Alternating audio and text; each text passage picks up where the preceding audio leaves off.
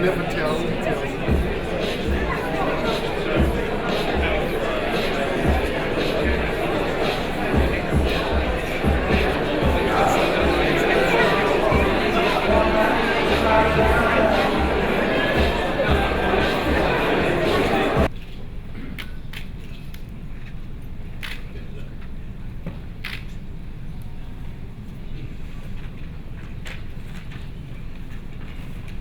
Thank you so much. You will take your seats now.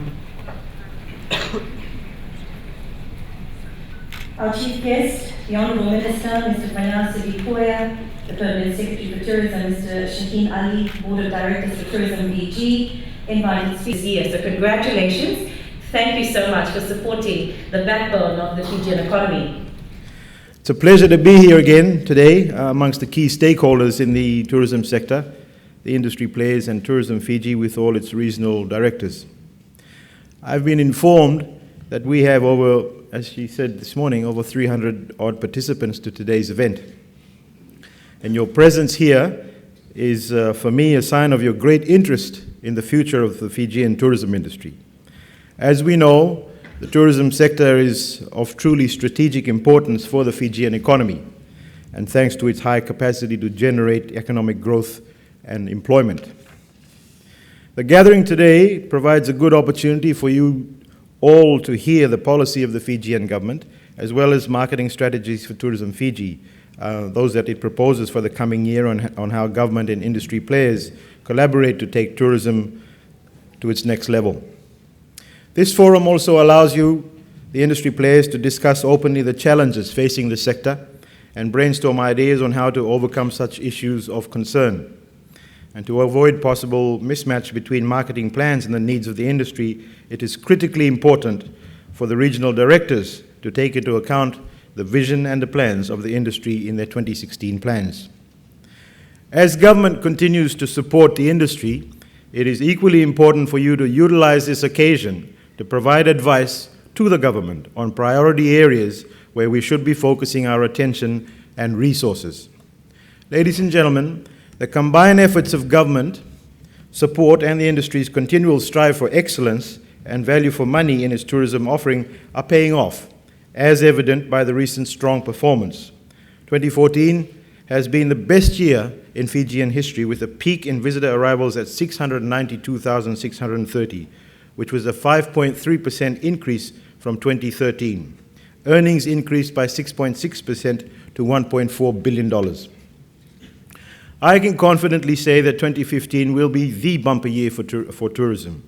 Up to September this year, the visitor arrivals have increased by 12% for the same period last year, or a total of 574,685.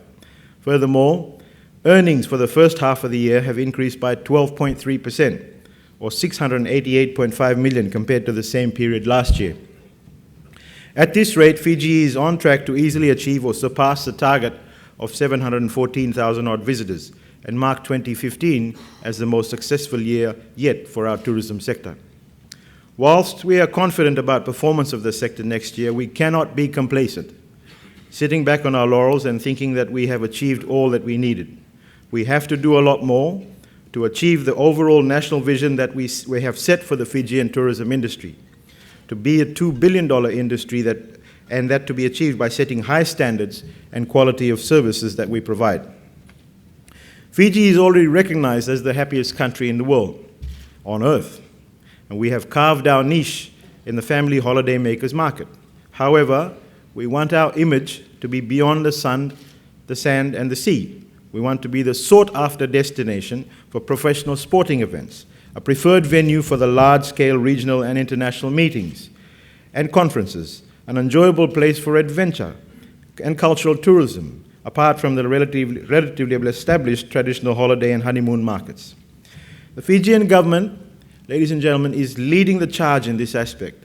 We have invested in the Fiji International, which some of you may have played in or witnessed over the last weekend, and we are reaping results as the number of golf tourists have increased by 20%. Other international events include the World Surfing League, Super Rugby, Australian National Rugby League, and stand-up paddleboard, which we have bidded for to host next year, to name a few. To assist the industry, ladies and gentlemen, to attract new segments of visitors, the government has invested in infrastructure development. And for example, the government has invested $105 million in the refurbishment of international airports to cater for larger numbers of visitors. It has modernized the Fijian aviation industry, making it globally competitive. The government has also invested in road infrastructure and construction of new roads for better accessibility to resorts and hotels. Fiji Airways has joined government in this endeavor. It has increased the frequency of flights to key destinations. The Fijian government is particularly enthusiastic about the possibility of Fiji Airways directly flying to Singapore and China.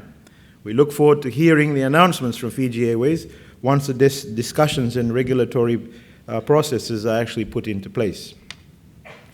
Singapore, ladies and gentlemen, obviously would be an ideal route, given the much-needed quicker connectivity needed with India, Europe, the Middle East, and other long-haul markets. Ladies and gentlemen, we have confidence that the tourism industry will maintain its status as Fiji's largest economic sector, and to ensure that the momentum is maintained through continuation of effective policies. The Fijian government will put into place a Fijian Tourism Development Plan 2015 to 2020. I know the industry has been eagerly awaiting the plan for some time, and significant changes have been made to the draft plan in order to align the strategies to the overall vision of the Fijian government. The draft plan, ladies and gentlemen, now includes key strategies, such as to build an industry that is resilient, productive, and focuses on quality. It's rigorous marketing of the Fijian brand in the traditional markets to explore the untapped potential and also target new and emerging markets of Asia. This will ensure investment in a balanced market portfolio. Investments in infrastructure that will lead to investment in the tourism industry. Provision of the best tourism industry incentives. Furthermore, the need to roll out business support programs that will provide tourism businesses with the opportunity to enhance their capability to promote their businesses through an online platform. Cutting the cost of doing business in Fiji by streamlining systems and processes of business and investment registration and modernization of laws. For example, the recently passed Companies Act that provides for requirements for companies, establishments, and operations. Capacity building in the tourism industry to enable the standards of services to be improved. And therefore, the Fijian government will implement new targeted strategies to address the labor and skills shortages that exist in the tourism industry. Coordination between government ministries is another important point, and that is to ensure that the benefits from the tourism sector are spread further in the economy. For example, the linkages between the Ministry of Agriculture and the Ministry of Tourism to allow for hotel food supply to be sourced from local farmers. The partnership between Ministry of Tourism and Fiji Revenue and Customs Authority to stop leakages from the industry. Today, I want to announce that the Ministry of Industry, Trade and Tourism, under the guidance of the Permanent Secretary, will undertake the industry consultation in December, and we will launch the Fijian Tourism Development Plan in the first quarter of 2016. Ladies and gentlemen, the Ministry will also be launching in the next month an equally important planning document, the International Visitors Survey Report. The purpose of this survey is to provide the government and the industry regular, timely, comprehensive, and accurate information on the characteristics, preferences, and expectations of our visitors. From 2016, we will be able to provide stakeholders with real-time visitors survey data. We have modernized the International Visitors Survey, and hence the surveys are loaded on an application on a daily basis, which can easily be assessed by data officers at the Ministry. So now you do not have to wait until the end of the year to receive information. I'd also like to say that for the Fiji First government, the tourism industry is not simply about tourists coming in, staying in hotels, and then leaving. It's about encouraging them to spend more time out of the resorts and more money on genuine Fijian products and services. I have asked the industry last year to play a leading role to promote our Fijian products over the cheaper pass-offs that are sold as Fijian arts and crafts, and continue to strengthen its support for our Fijian Made by Fijian campaign. And today I'm proud to state that many hotels and resorts have come on board and are retailing crafts that are labeled Fijian crafted.